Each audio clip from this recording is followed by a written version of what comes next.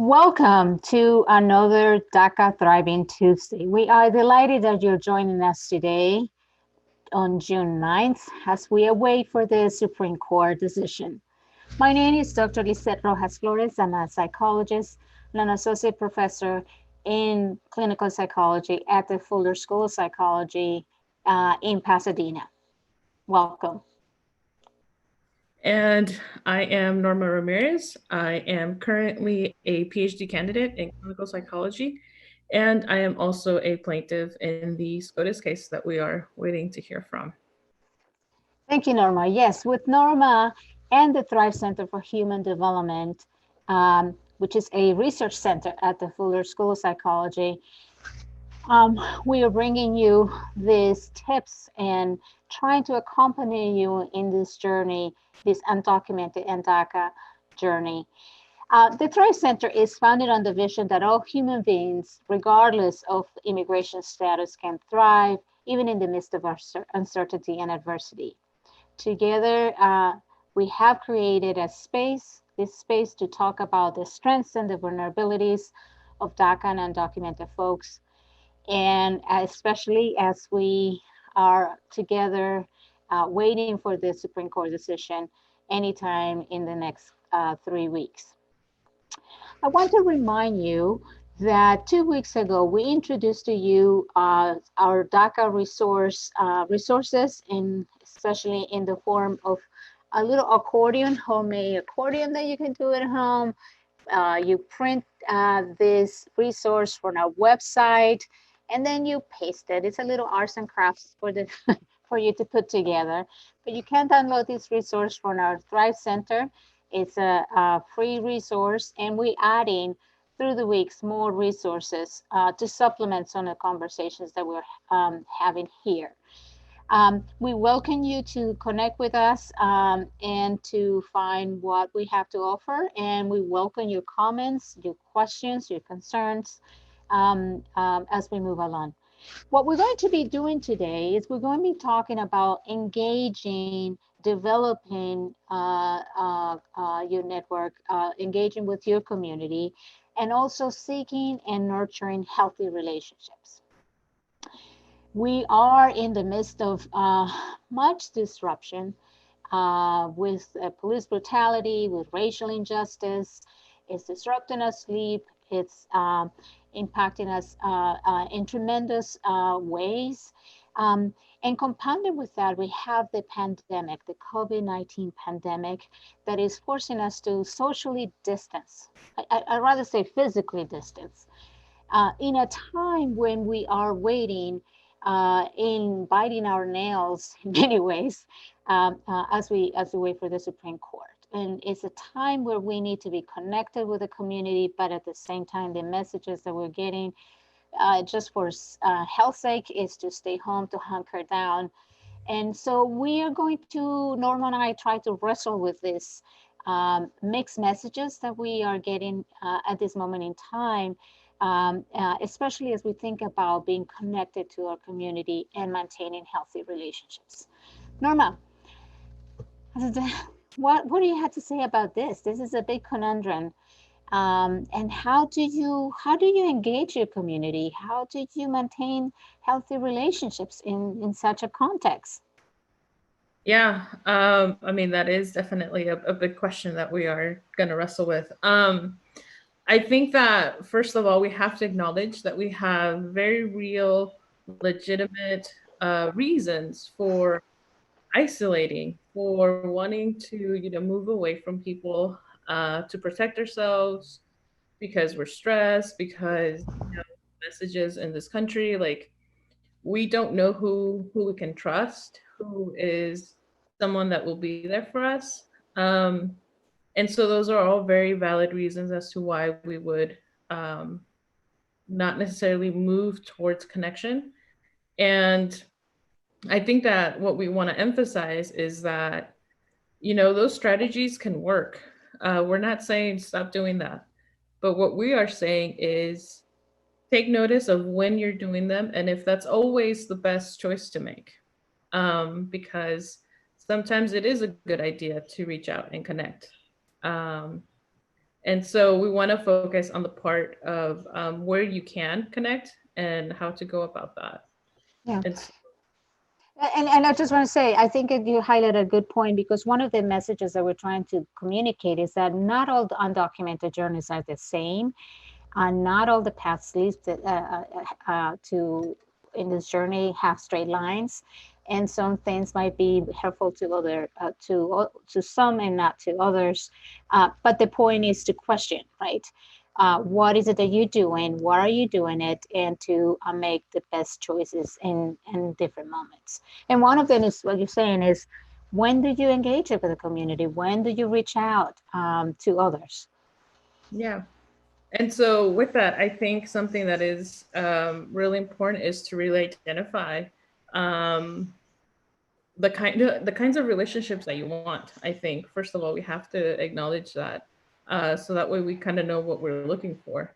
Um, and then we have to try and find um, people that fit that, and you're gonna have different models for that, depending on the situation. For one, like if you're looking for a good professor, you're going to try and identify that in a professor. But if you're looking for a friend, it's going to look different than if you're looking for a professor who's supportive. And I think that we can move towards that because it's important for our health. We are social beings. We need connection. And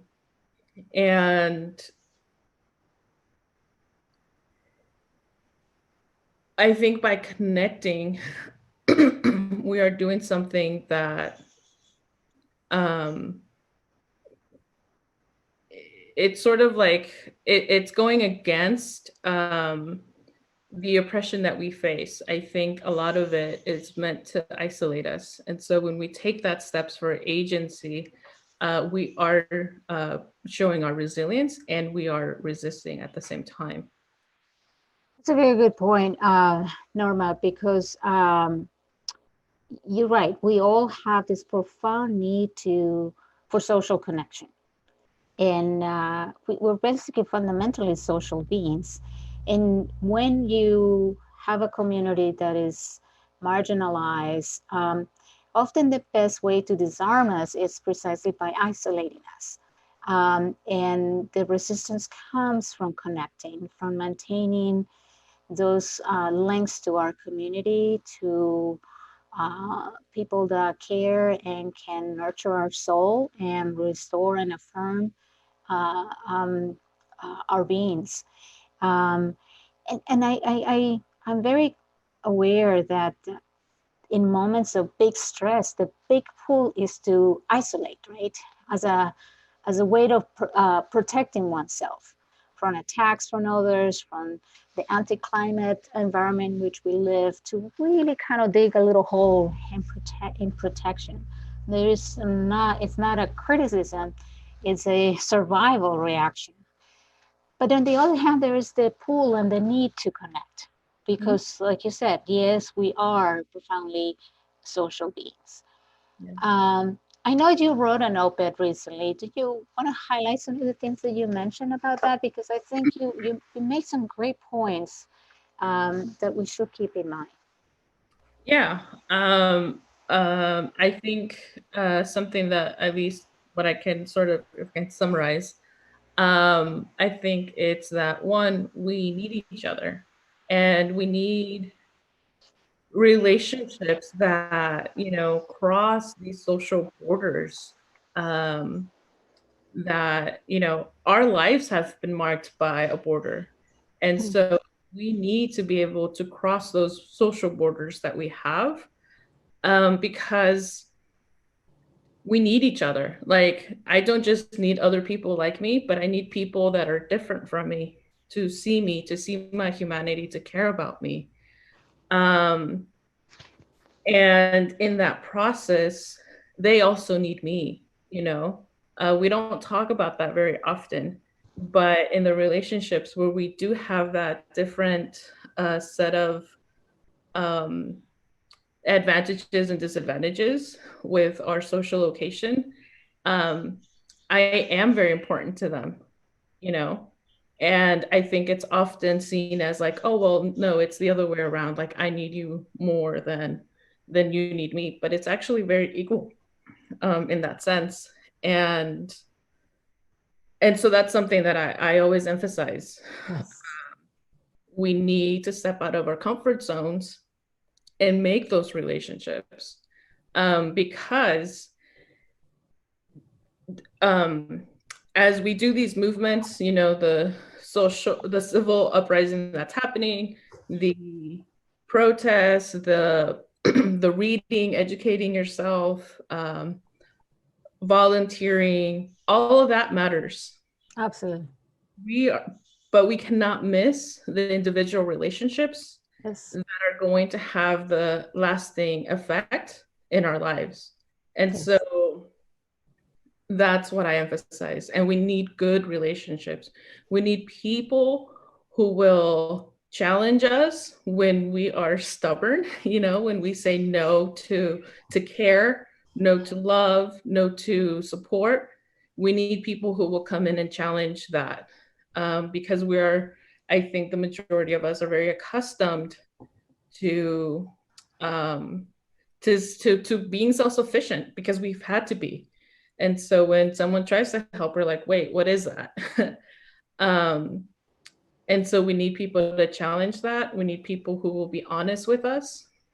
And we need people who will, on the flip side, do the same, who will also be challenged by their social location, who are willing to learn, who are willing to grow, who are willing to be self-reflective and recognize when they're wrong. And to say, you know what, I don't know everything, but I'm still with you. I am still going to put my life, my money, my support, my whatever I have that makes up my life to help you. I'm putting it on the line for you. And so we need those relationships that will cross that way. And third, I think that as we have that, this is the revolutionary part of it, is that when our systems are intended to divide us into, you know, this is one community and this is another community and that's another community, when we break those social borders and connect with several different communities, we are becoming the resistance that we talk about. Because when I know about you and you know about me, then we join together. And we do it because we care, not because we're trying to be better people or because we think that this is the thing that we have to do to be a good ally, but we're doing it because you're my friend and I'm going to do something for you. And it has to happen together. And so that's my big message when it comes to relationships. And it's a lot of work, but we need to do it. We need to do it. Oh, Norma, thank you. Thank you for such profound and moving and right on point message, because what you're saying is get to know me as a human being, you know, recognize my worth for who I am as a human being, and come together and let's enrich each other's life these ways. And in a time of social unrest due to all the racial injustices that we're experiencing, it's very tiny. It's very tiny, and particularly for undocumented DACA folks, we need to hear it, and we need to be reminded that we thrive as we reach out to others personally and as a community.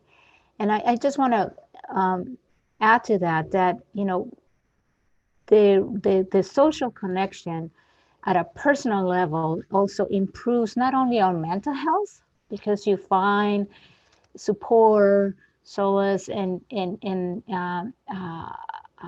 that really brings some healing and helps your mental health, but your physical health is impacted by your social connection, because it improves your immune system, how you respond to different challenges in terms of health, in terms of infections, inflammation, and you can recover much faster after some kind of disease or problems. And so at a very personal level, has a tremendous impact on all aspects of our being. But also at a community level, and you're mentioning this in the context of what's happening right now. I want to stop here for a moment, Norma, and invite, and show a pre-recorded video of a very important guest, a DACA recipient himself, who's going to be talking to us about how to engage the community, how to build community, from his perspective. And I think that adds a lot to what you were emphasizing in terms of the individual reaching out to the community as an individual person. So why don't we stop here, Norma? What do you think? Yeah, I think that sounds great. And we could take a look at what our guests have to say. Yes. And do submit your questions. We'll try to answer in the back channel. If not now, we'll do that later on. But stay tuned. Right now, we have, we're going to show you the pre-recorded video. I'm really happy to introduce Rafael Martinez, PhD, and congratulations on that, because that just happened, and it's a great achievement, I'm sure, for you, your family, and for our community, which is incredible. He is an assistant professor of American Studies, and he is with us today to talk about his experience in building community and building relationships. Thank you. No, I appreciate you welcoming to the platform. And yeah, so I'll start by saying a little bit about myself and the process and experience of building community.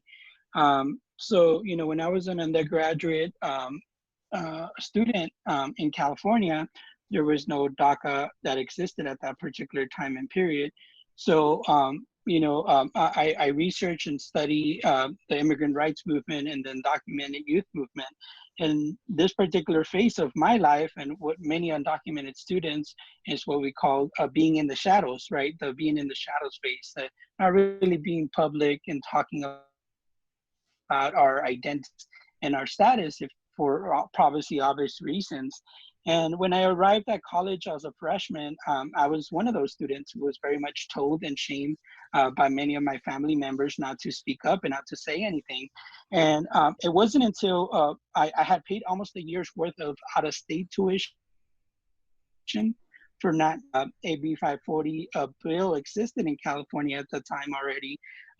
And it wasn't until a friend of my mom's coworker, told her, hey, there's this one thing that you could pay in-state tuition that we found out. And luckily we were able to get, refund on what we had paid up to that point. And that really became the switch for me in terms of recognizing that this person didn't have any right or any reason to tell me this information, but she chose to do so. And like myself, I realized there were probably other students that also weren't aware that an AB bill existed in California that gave students in-state tuition. So I feel like it was a matter of paying it forward and really, helping other students in the same situation.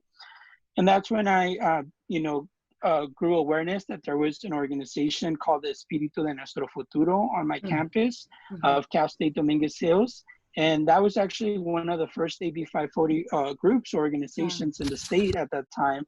And, that's really where my consciousness really grew and started mobilizing, doing clinics, doing support systems, doing events, scholarships, all that great stuff. And that was really a time where I realized that, one of the ways that I felt that I wasn't isolated, that I wasn't alone. And my story was not unique in that sense where I was alone, but there was other students who were going through similar paths and similar situations. And once I found that group, it really made a big difference. It helped me with my self-esteem.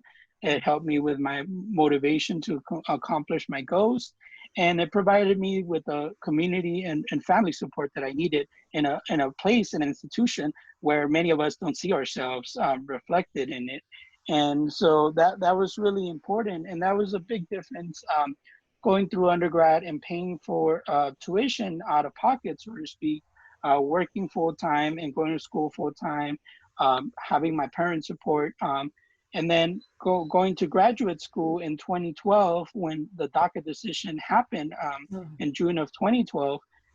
That was a world of a difference. My undergrad experience to my graduate experience has been completely different, just based on the fact that DACA existed and that I was able to now be employed and really take on a lot of the opportunities that I never was able to take on as an undergrad. And so really, learning from that undergrad experience, it was getting to graduate school and recognizing that I was going to be in a new state now in New Mexico. And I didn't really know anybody here. So I knew that I had to build community, build support system, and be able to do that to thrive. Even without having DACA by that point, I knew that that was not going to be enough to be able to adjust to any place and to adjust to graduate school. First, I didn't know much people here in New Mexico or at the University of New Mexico, but I had one fundamental mentor that I did know, and she became, what I called my, mentor, role model, and somebody that I aspired to, really be like, if you will.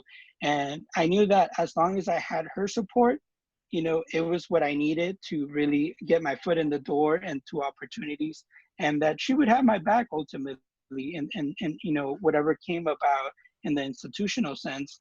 And so it really, was working close with her, following her guidance, but also being open in terms of what I was experiencing in those particular moments. And, she really has guided me and mentored me up to this point, essentially.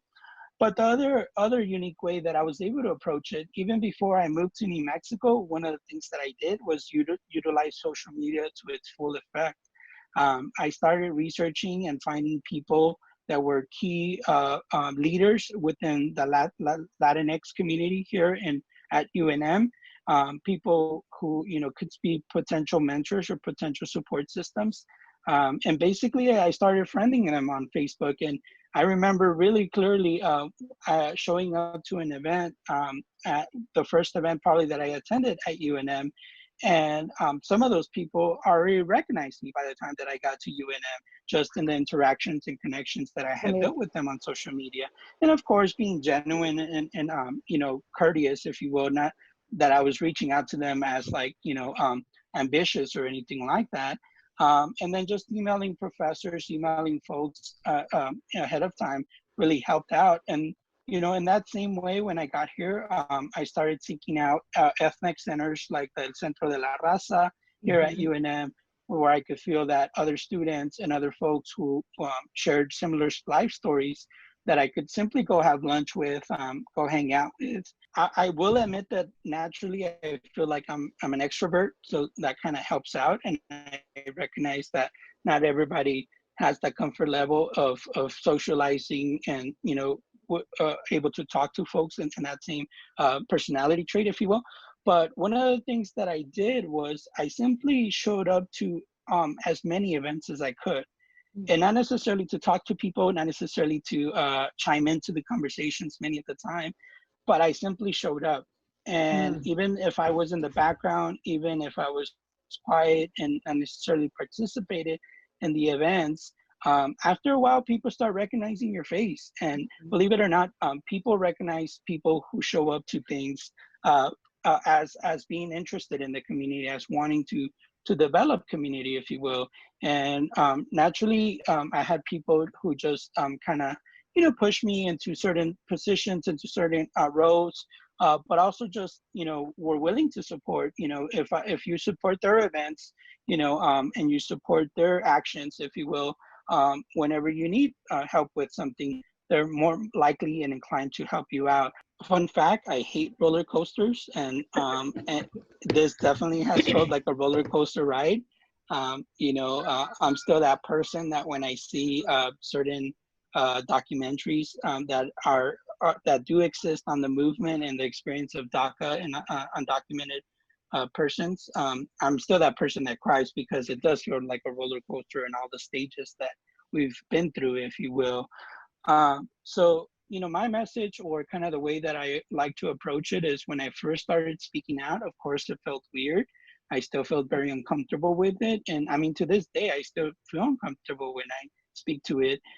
That's just the reality of it. And I don't think that will ever go away, even if the day of tomorrow we achieve citizenship status. That's why it's important, I think, that we continue to be visible, because I recognize now that before I was out of the shadows, I was invisibilized, and many of our communities continue to be invisibilized, and we need to become visible.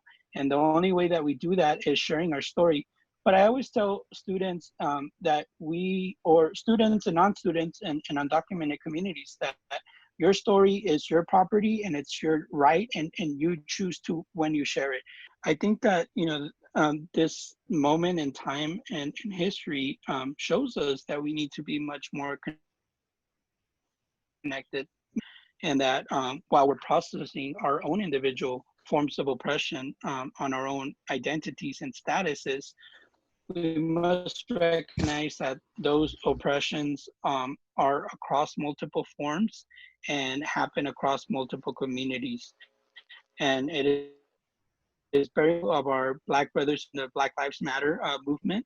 And we have to be united and at the front of many of those movements at the level that we are able to and feel comfortable with, and be able to share, because I think this is also a moment to reflect on those processes and that time that has happened. If we don't take the time to unite with multiple communities of oppressed communities across the US and across the world, we know that the systems of power will unite to oppress us all collectively.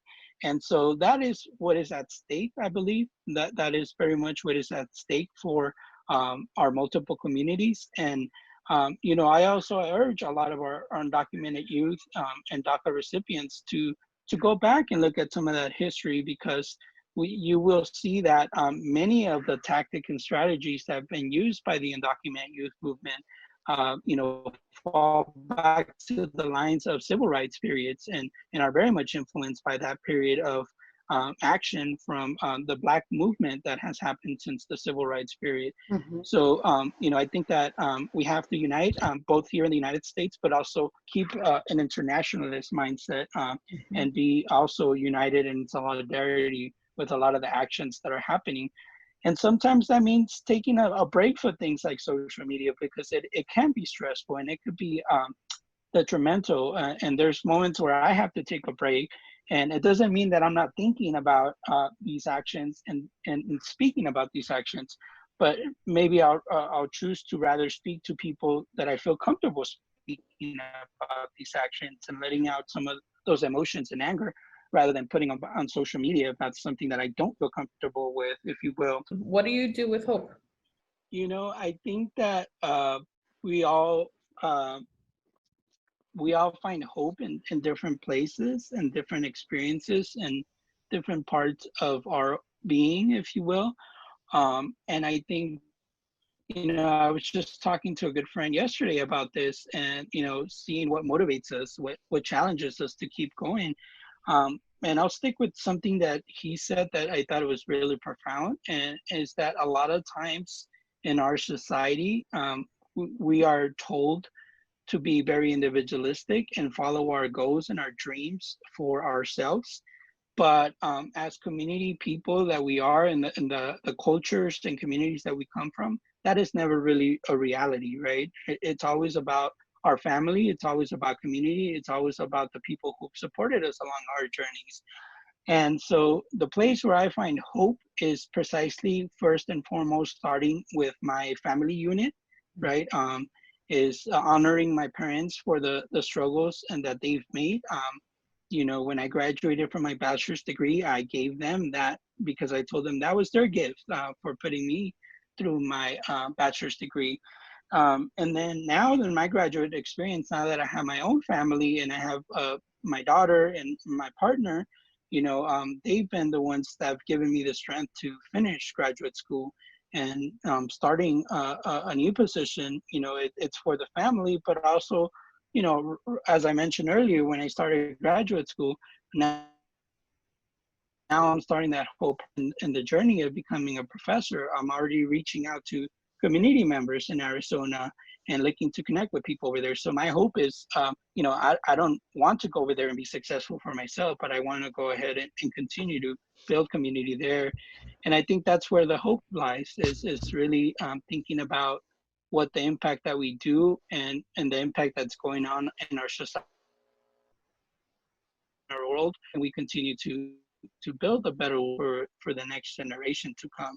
But I want to say many thanks to Dr. Rafael Martinez, who recently obtained his PhD in American Studies, and he's now on his way to Arizona State University to be an assistant professor there. We are so delighted to hear from you. You have so much wisdom, experience, and a big heart to share some of your thoughts with us, and we appreciate that very much.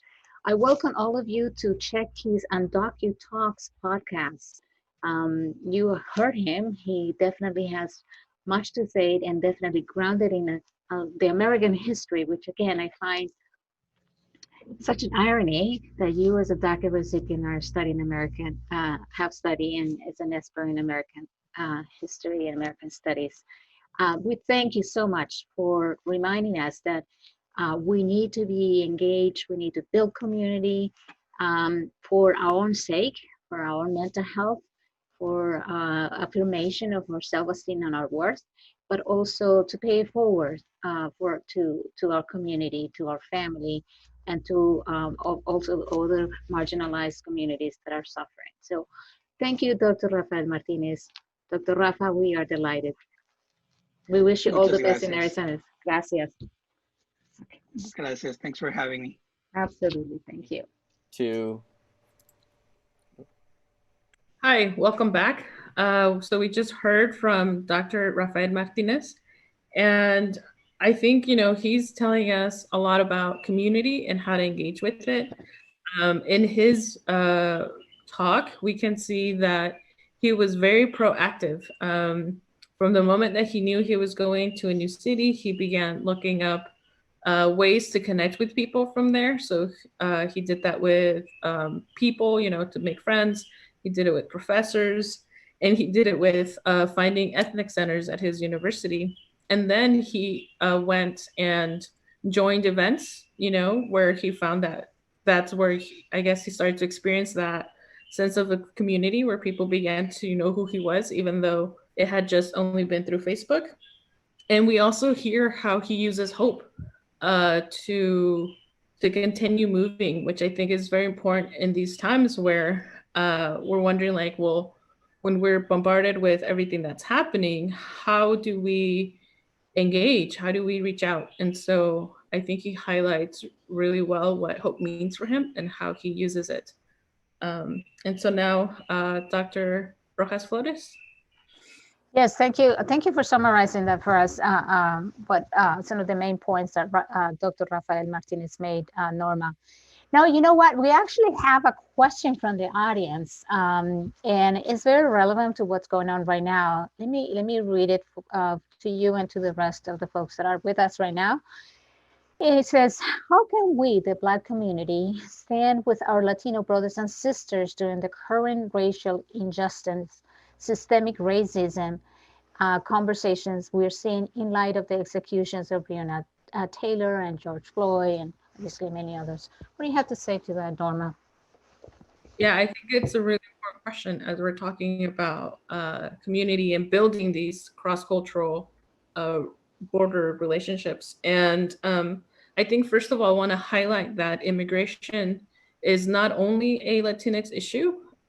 We see that it honestly, while a vast majority are from un-American countries, we do have people that have immigrated and are under DACA status or are undocumented that are not necessarily Latinx. And beyond that, they are Black immigrants who are experiencing this time in a very unique way.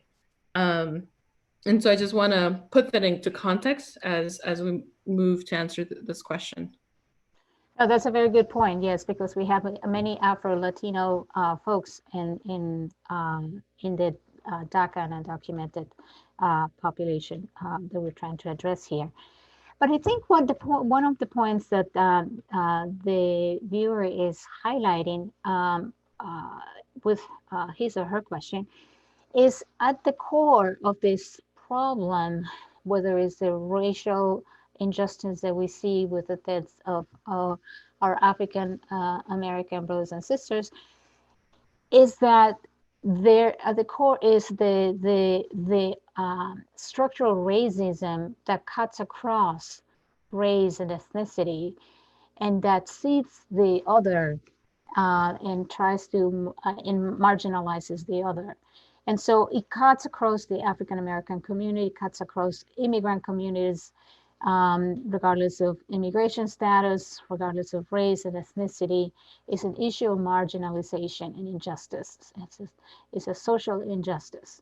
And that we as members of either community have to bear that in mind, that we have to unite and stay together and address the core issue, which is the social injustice of the other, based on color, based on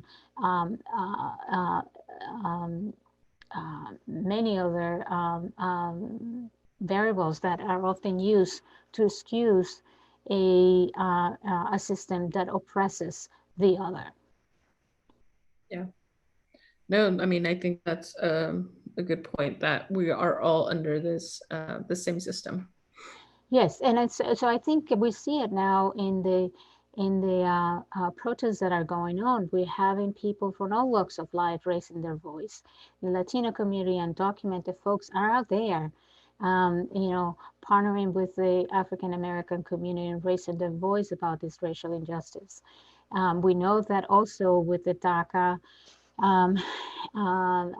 protests that have gone on in the past and that are currently going on as we wait for the next 3 weeks, any time to hear from the Supreme Court.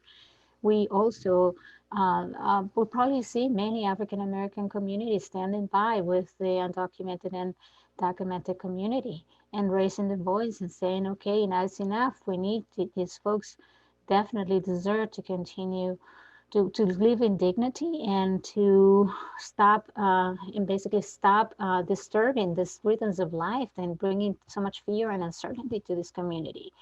They are having inherent worth, like you were mentioning at the beginning, Norma, inherent worth as human beings and deserve better treatment. And so I think this we need to stand together. We need to support one another and as much as possible push against the desire or the need or the pressure, I would say more the pressure to pull apart and fight one cause or the other, because at the core of it, it's the same for everybody. And the more together we are in raising our voice, the more we can impact and make change. And especially at this moment of change, it behooves us to be together. Yeah. So, I'm cognizant of the time and very aware of the time is ticking here just for our Facebook Live. And I want to kind of wrap up, because we talked about building community and engaging the community at a personal level and also at a more community level. But I'm curious, Norma, what are some, just you alluded to this at the beginning, what are some possible red or green flags in terms of nurturing relationships, reaching out to relationships that actually nurture your soul, that actually affirm who you are? Again, we go back to this essence of all of us have this inherent worth. And so how can you discern through all of this potential red or green flags in terms of relationships? What do you have to say to that? So, this kind of happened as I reflected on some of my relationships. And I thought about it in terms of this idea of the cross-cultural relationships, right? And so there, I have a friend who reached out to me because they heard my story, and they wanted to come alongside me, in this process with grad school.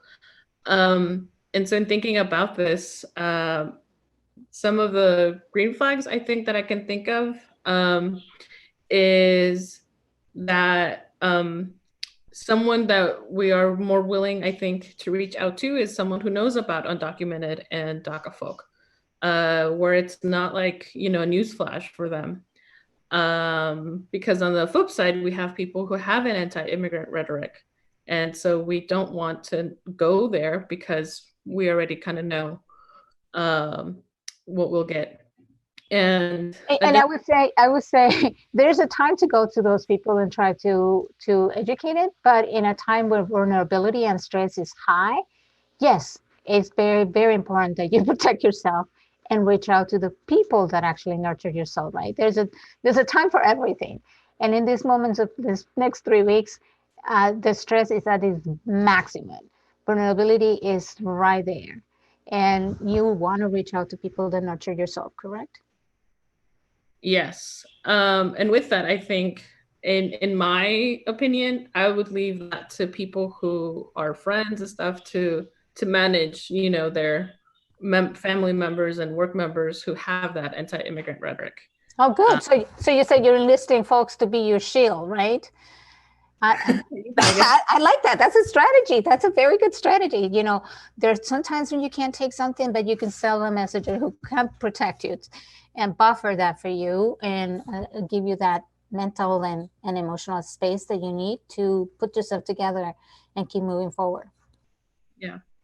And with that, we a green flag is the ability to learn, to keep learning about this issue, because this issue is not just like, okay, it happened once and this is it. If we look throughout this whole thing, even only just with DACA, there have been so many changes in 8 years. And so that ability to continue to learn about what all of this means, not just with the law, but how it affects us as people. And we also want people who are willing to struggle with their privilege, with their social location. A lot of people are uncomfortable because when it comes to immigration status, there's this sense of like, well, what do we do? Like, I can't just give you citizenship, as much as I would want to. And guess what? Like, you have to struggle with that because who would want citizenship more than us, right? In this sense of that systemic barrier. And additionally, people who are willing to welcome us into their life, like just because you know someone maybe in a class or in an organization, that relationship doesn't only just stay there because that's easy for you, but that there is an initiative to take that relationship outside of that and be, like you would a friend, anything, invite, going out to eat, all that stuff. And also people who are willing to advocate and use their resources for you. Many, many times I have experienced people in different positions, in universities or organizations where I share my story. I share, that I can't, access something because of my status. And many times I heard, well, you know what, I'm really sorry. I hope it works out for you, but I can't help you. And so the people that have dramatically changed my life are the people who say, you know what, I have no idea what to do, but we're going to try these 5 things. And that was actually Dr. Lisseth's response when I first came to her to try to go to grad school. She was the first person to just offer something.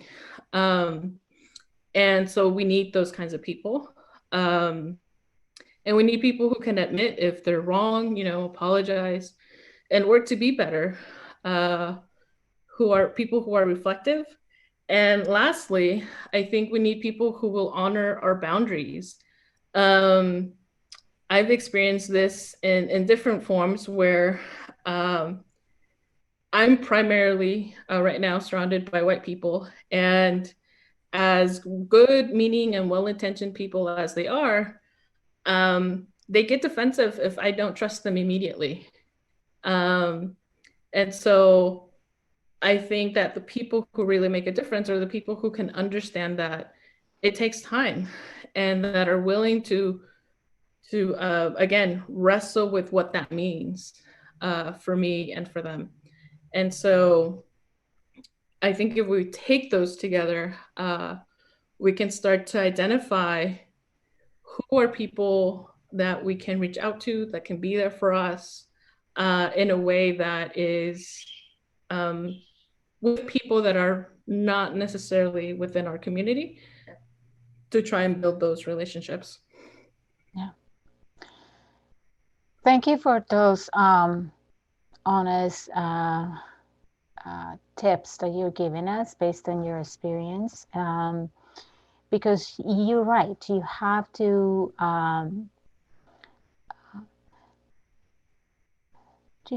be intentional about building community and building relationships and nurturing relationships. And in that process, you have to sort out what is going to build and restore your soul.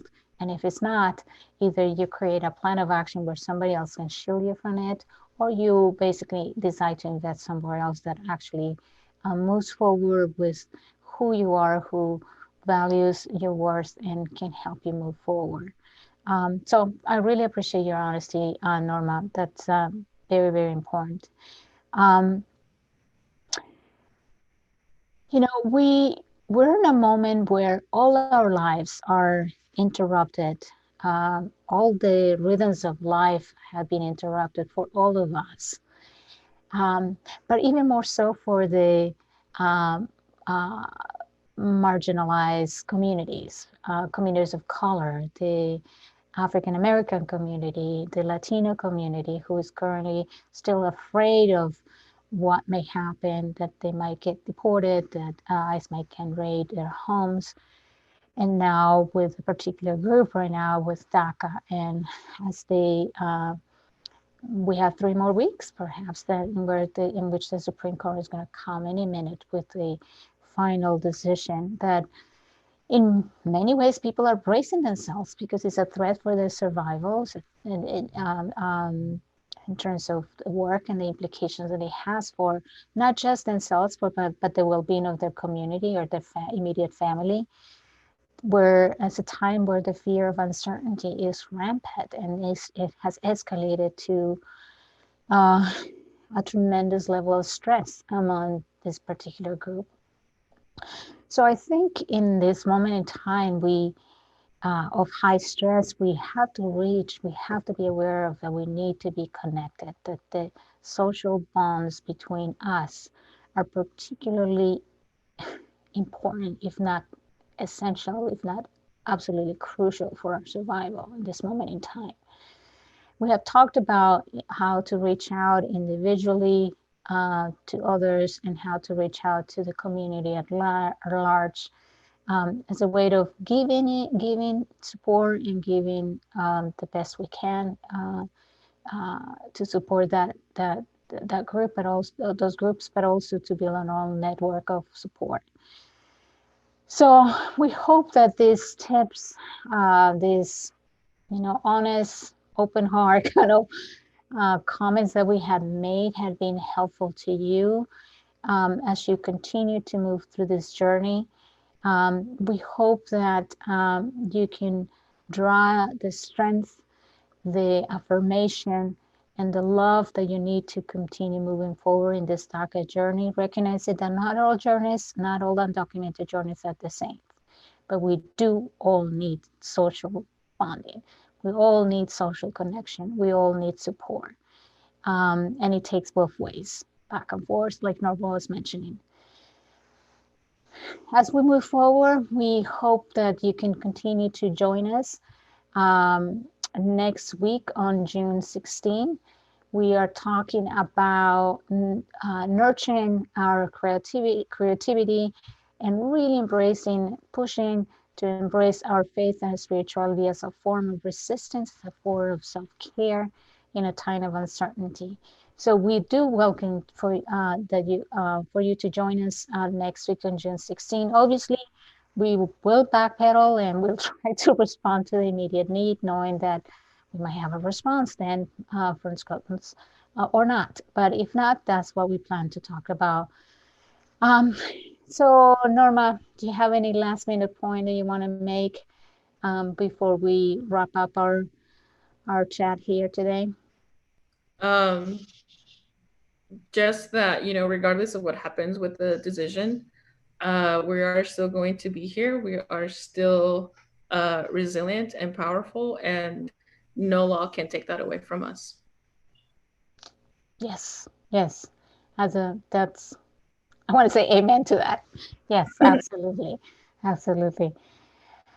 All right.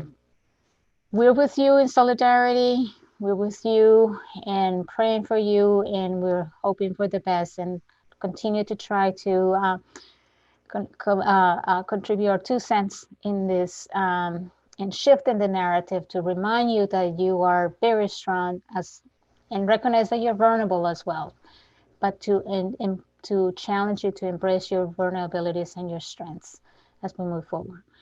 We look forward to seeing you again on June 16. Check out our website at the Thrive Center for Human Development for more resources. We're posting all our recordings as well as other resources to complement some of the things that we have been discussing here. Thank you for joining us.